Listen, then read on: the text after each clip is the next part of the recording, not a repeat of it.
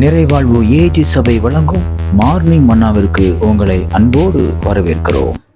கர்த்தருடைய பரிசுத்த நாமம் மகிமைப்படுவதாக. இந்த நாளிலே உங்களை சந்திப்பதிலே மிகுந்த சந்தோஷம். எனக்கு அன்பான தேவ பிள்ளைகளே, இன்றைக்கு கர்த்தர் நம்மளோட பேசுகிற வார்த்தை யோபு எழுதின சரித்திர புத்தகம் 5ஆம் அதிகாரத்திலே 9வது வார்த்தையை நான் உங்களுக்காக வாசிக்கிறேன். ஆராய்ந்து முடியாத பெரிய காரியங்களையும் எண்ணி முடியாத நன்மைகளையும் அவர் செய்கிறார். எவ்வளவு அருமையான வார்த்தை பார்த்தீங்களா? ஆராய்ஞ்சு முடியாது, நம்மளால யோசிச்சு கூட பார்க்க முடியாது. நம்ம உட்கார்ந்து ரூம் போட்டு யோசிச்சா கூட அப்படிப்பட்ட ஒரு காரியத்தை நம்ம லைஃப்ல நம்ம செய்ய முடியாது. ஆனா கர்த்தர் சொல்றாரு, நீ உன் லைஃப குறிச்சு நீ என்னெல்லாம் யோசிச்சிருக்கியோ அது எனக்கு தெரியாது, ஆனா நான் உன் லைஃப குறிச்சு ஒரு பிரம்மாண்டமான ஒரு திட்டம் வைத்திருக்கிறேன். நீங்க உங்க லைஃபை ஷார்ட் டைம்ல முடிக்கலாம் நீங்க நினைச்சிருக்கலாம், உங்க படிப்பை பாதிரியை நிறுத்தலாம் நினைச்சிருக்கலாம், இல்லைன்னா வேற தவறான ரூட்டுக்கு போகலாம்னு நீங்க யோசிச்சிருக்கலாம். இனிமே என்னடா வாழ்க்கை, இருக்கிற வரைக்கும் சந்தோஷமா இருந்துட்டு போலான்னு சொல்லி சில காரியங்களுக்கு மேல அதிருப்தியோடு கூட நீங்க காணப்படலாம். உங்க லைஃபை நீங்க ஒரு சின்ன வட்டத்துக்குள்ள கூட வைத்து கொண்டு வாழ்க்கையை ரன் பண்ணி கொண்டிருக்கலாம், லைஃபை ரன் பண்ணி கொண்டிருக்கலாம். ஆனா கர்த்தர் இன்றைக்கு உங்களோட பேசுகிறார்.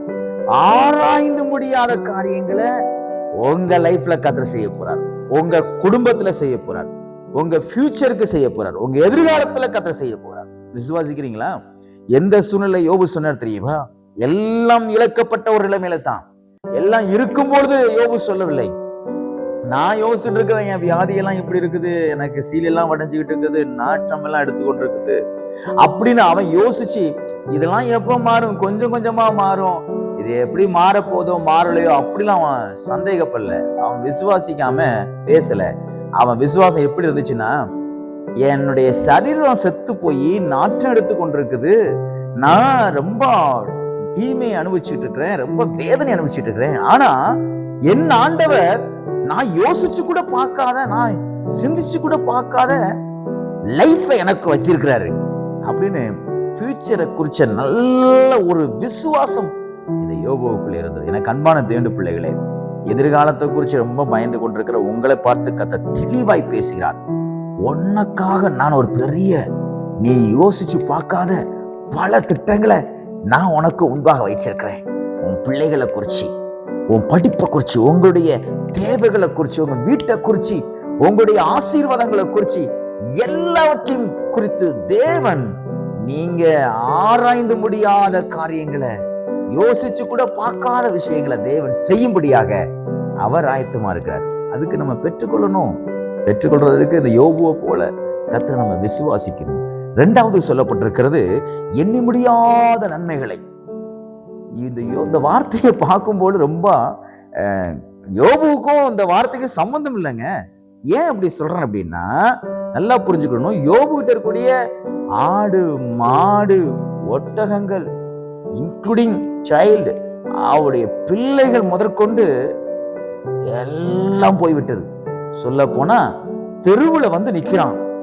நல்ல மனுஷனா இருந்தான், நல்ல உடம்புல ஆரோக்கியம் இருக்குது, நல்ல வேலை இருந்துச்சு, தெருவுல வந்து நின்னான்னா அவனுக்கு ஒரு லைஃப் இருக்குன்னு நம்ம சொல்லுவோம். இவன் எல்லாத்தையும் இழந்துட்டான். இவன் பக்கத்துல ஒருத்தரும் வரவும் முடியாது, இவனும் யார்கிட்டையும் போக முடியாது. புழுதியில உட்கார்ந்துக்கிட்டு ஒரு பெரிய கல்ல எடுத்து உடம்பெல்லாம் சொரிஞ்சுக்கிட்டு இருக்கான். அவனால கையால சொரிய முடியல, கண்ணு மட்டும் தான் இருக்குது. அவரு சொல்றாரு, நான் எண்ணவே முடியாத அளவுக்கு என் ஆண்டவர் எனக்கு நன்மைகளை வச்சிருக்கிறார். தீமைகளை அனுபவிச்சுட்டு இருக்கும் போது, வேதனைகளை அனுபவிச்சுட்டு இருக்கும் போது, hopeless life, wash out life எல்லாம் தீர்ந்த பின்பு, எல்லாம் காலியாக்கப்பட்ட பின்புதான் யோபு சொல்றாரு, நான் எண்ணி கூட பார்க்க முடியாத அளவிற்கு என் தேவன் எனக்கு முன்பாக அநேக நன்மைகளை வைத்திருக்கிறார். அன்பான சகோதரனே, சகோதரியே, கர்த்தர் உங்களை பார்த்து சொல்லுகிறார், நீங்க என்ன, அதாவது இது இந்த கருத்து கர்த்தர் செஞ்சார், இதை கர்த்தர் செஞ்சாரு, இத்தனை நன்மை செஞ்சாரு, இத்தனை கார் தந்திருக்காரு, இத்தனை பைக்கு தந்திருக்காரு, இவ்வளோ வேலையை கொடுத்திருக்காரு, இவ்வளோ சம்பளம் கொடுத்திருக்கு, இப்படின்னு இவ்வளோ பாத்திரம் கொடுத்திருக்காரு, இவ்வளோ பண்டங்களை கொடுத்திருக்காரு, இவ்வளோ வீட்டை கொடுத்திருக்கிறார், இவ்வளவு திறமையை கொடுத்திருக்காரு, இவ்வளவு ஞானத்தை கொடுத்திருக்கிறார், இவ்வளவு பரிசுத்தத்தை கொடுத்திருக்கிறார், இவ்வளவு ஜபத்தை கொடுத்திருக்கிறார், இவ்வளவு ஆத்மா பாரத்தை கொடுத்திருக்கிறாருன்னு நீங்க எண்ணியே முடியாத அளவிற்கு தேவன் நன்மைகளை செய்வார். விசுவாசிக்கிறீங்களா?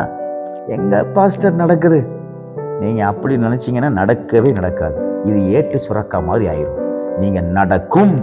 கர்த்தர் என் வாழ்க்கையில செய்வார். இவர் வனாந்திரத்தை நீரூற்றாக மாற்றுகிறவர், வனாந்திரத்தை பாலைவனமாய் இருக்கக்கூடியவற்றை சோலைவனமாய் மாற்றுகிறவர். இப்ப இருக்கக்கூடிய நிலையை நான் பார்க்கவில்லை, இனி எனக்கு வரக்கூடிய நிலையை கர்த்தர் என்னோட பேசியிருக்கிறார். அவர் செய்வார் என்று விசுவாசிங்க. ஆராய்ந்து முடியாத காரியம் வாழ்க்கையில நடக்கும். எண்ணி முடியாத அதிசயம், அற்புதம் நிச்சயமா நடக்கும். அது ஆவிக்குரிய காரியத்தில் நடக்கும், உலக பிரகாரமான காரியத்தில் நடக்கும். விசுவாசிங்க. தேவனிடத்தில் இந்த அற்புதங்களை பெற்றுக்கொள்ளுங்கள்.